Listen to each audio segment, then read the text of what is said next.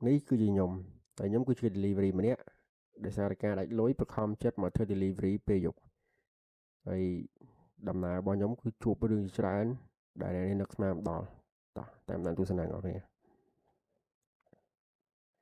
lại dừng đo order thì mua dừng mà giờ order Antar pesanan kepada pelanggan. rồi lại dừng thấy đợt đợt ở phía nhiều đợt ta map bia phía nhiều lấy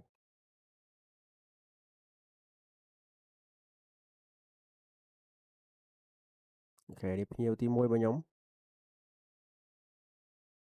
phía nhiều thì mua bọn nhóm lại muốn ở phía nhiều thời chạy mơ bác này thì bay chạy mơ chúng ta mình phía nhiều đi sưu đó cái bác này thì bay đi ở đây đấy rồi tôi lại vào đây phía nhiều Iki dikasih tipsnya. có tipទៀតកប់សេរី tip 10000 Itu 5 saja. Jangan lupa untuk mengikuti aturannya. កប់សេរីអាប៉ែនេះចិត្តល្អវុយខែឡើយឡើងតទៅវិញ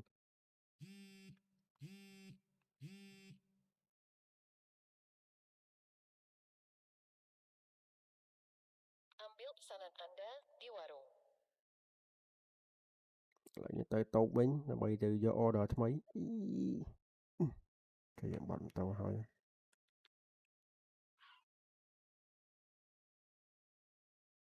Antar pesanan kepada pelanggan. ជិះម៉ូតូមកមិនជួយសលេងគេអូ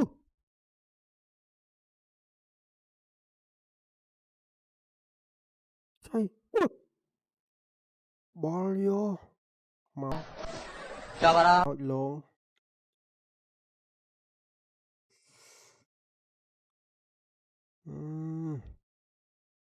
ភ្ញាក់ព្រើអើយ Ambil pesanan Anda di warung. យីហួយជីវិតជាការតស៊ូមែនជួយស្អីគេជួយអេអ៊ីទៅស្អីគេហ្នឹង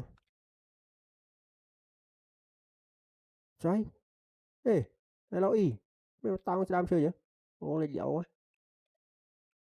អីចេះរកកន្លែងតោងឃើញឡើយខាងដឹកឲ្យភ្ញៀវទៀត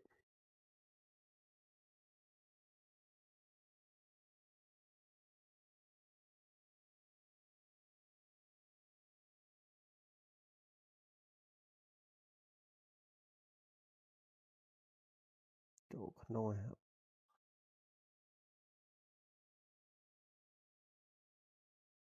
ស្រែម៉ូតូប្រែម៉ូតូរត់ហើយ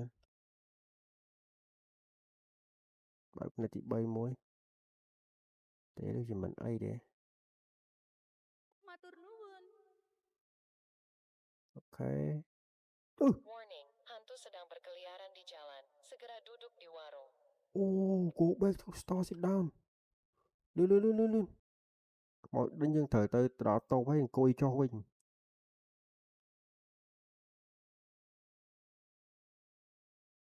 គេអង្គុយចុះអូអុយអូអាខ្មោចពូកុងហ៎មានអីកាឡើងមិនភ្លឺចឹងអូយ Ambil pesanan Anda di warung. ចុយអត់យល់មានអីកាឡើង Antar pesanan kepada pelanggan.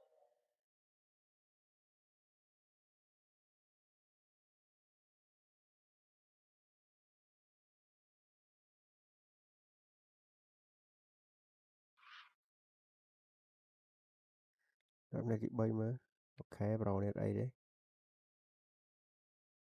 Matur nuwun. អូខេប្រូអរគុណប្រូ Warning, hantu sedang berkeliaran Hit the di road, go jalan. back there. Segera duduk di warung. ចុយអាកងក៏តនេមែធ្លុះដល់ផ្ទះគេបលយកលឿន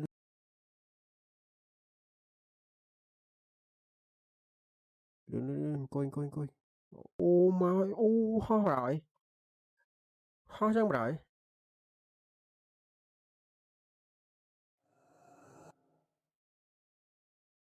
Mấy chút mình à.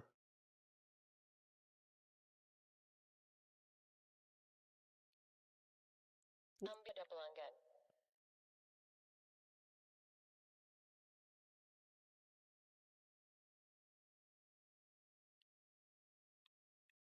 Trời. Đợi không ơi. Trời.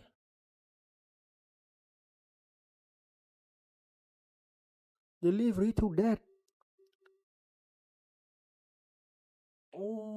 Dân cua đã. Phim dân cua đã chia khua. Cọp sợi.